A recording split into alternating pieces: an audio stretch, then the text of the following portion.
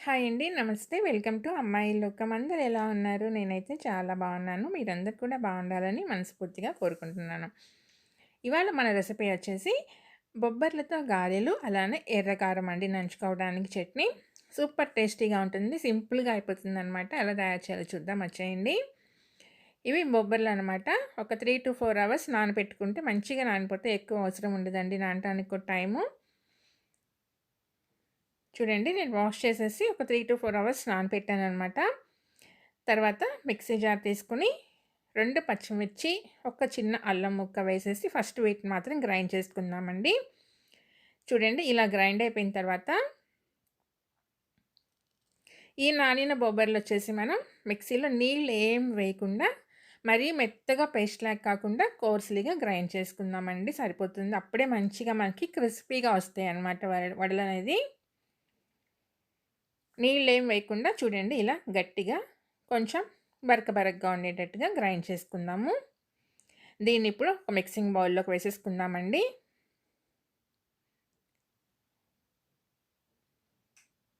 దీన్ని 2 సార్లుగా నేను గ్రైండ్ చేశాననమాట. ఇది మార్నింగ్ బ్రేక్‌ఫాస్ట్‌లోకి కానీ, ఈవినింగ్ స్నాక్స్‌లోకి కానీ చాలా టేస్టీగా ఉంటాయండి ఇవి. ప్లస్ హెల్తీ రెసిపీ కూడా.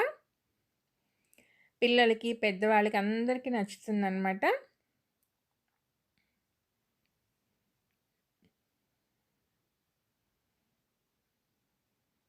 చూడండి మనకి ఇలా చూస్తే వడ అనేది కరెక్ట్‌గా వచ్చేస్తుందనమాట. నీళ్లు వేయకుండా ఇలా చేసుకున్నామంటే మనకి కరకరలాడుతూ చాలా బావుంటాయండి.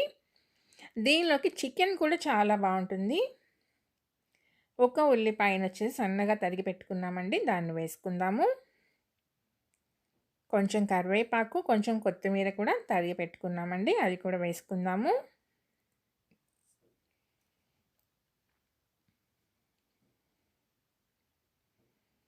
అలానే ఒక టేబుల్ స్పూన్ జీలకర్ర వేసుకుందామండి. రుచికి సరిపడినంత ఉప్పు.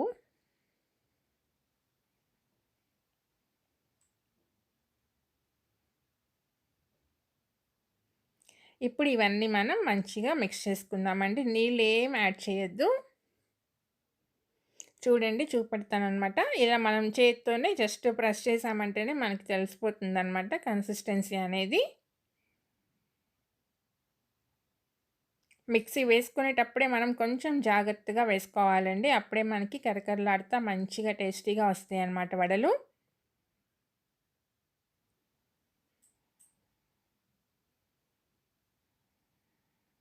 అంతే చూడండి ఎంత చక్కగా వచ్చినాయి కదా!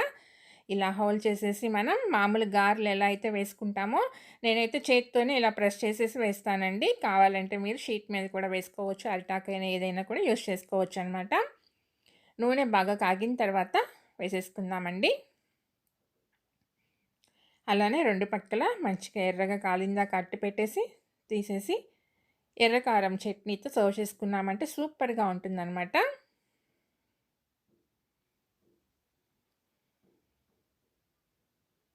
ఈ బొబ్బర్ల గారెలకి వచ్చేసి అలసంద గారెలకి ఎర్ర కారం అనేది సూపర్‌గా ఉంటుందండి కాంబినేషన్ అనేది. మీలో ఎంతమందికి ఈ కాంబినేషన్ తెలుసనేది నాకు కామెంట్ చేయండి. అలానే ఈ బొబ్బర్ల గారెలకొచ్చేసి చికెన్ కూడా చాలా సూపర్ టేస్టీగా ఉంటుందండి.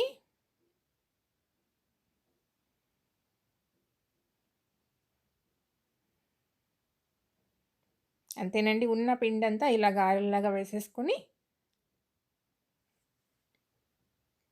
వేడి వేడి గారెలు తినటమే ఆలస్యమండి ఇంకా.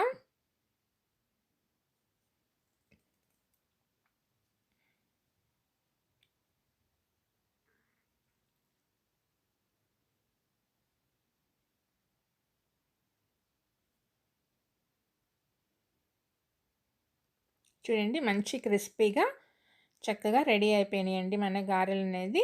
తీసి పక్కన పెట్టేసుకుందాం. అలానే పిండంతా గారెలు వేసేసుకుందామండి. దీనిలోకి ఎర్ర కారం ఎలా తయారు చేయాలో కూడా చూద్దామండి.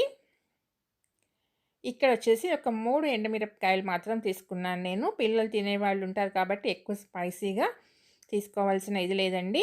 వీటినొచ్చేసి ఒక పావు గంట సేపు నీళ్ళల్లో నానబెట్టాననమాట. అలానే ఒక 2 పెద్ద ఉల్లిపాయలు, కొంచెం కొత్తిమీరండి.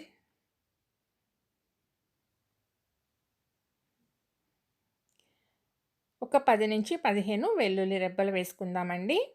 ఇప్పుడు దీన్ని ఫస్ట్ మిక్స్ చేసుకుందాము.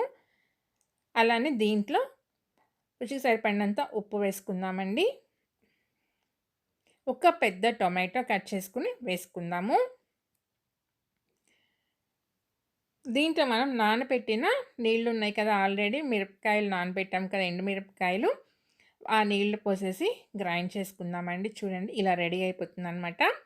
ఇంకా దీన్నేం వేపాల్సిన అవసరం కానీ, తాలింపు పెట్టాల్సిన అవసరం కానీ ఏం లేదండి. ఇలానే గారెలతో పాటు నంచుకొని తినండి. టేస్ట్ అయితే అదిరిపోతుందనమాట. ఇంకా స్పైసీగా కావాలంటే ఇంకొక 2 మిరపకాయలు కూడా యాడ్ చేసుకోవచ్చు. అది మీ చాయిస్ అండి.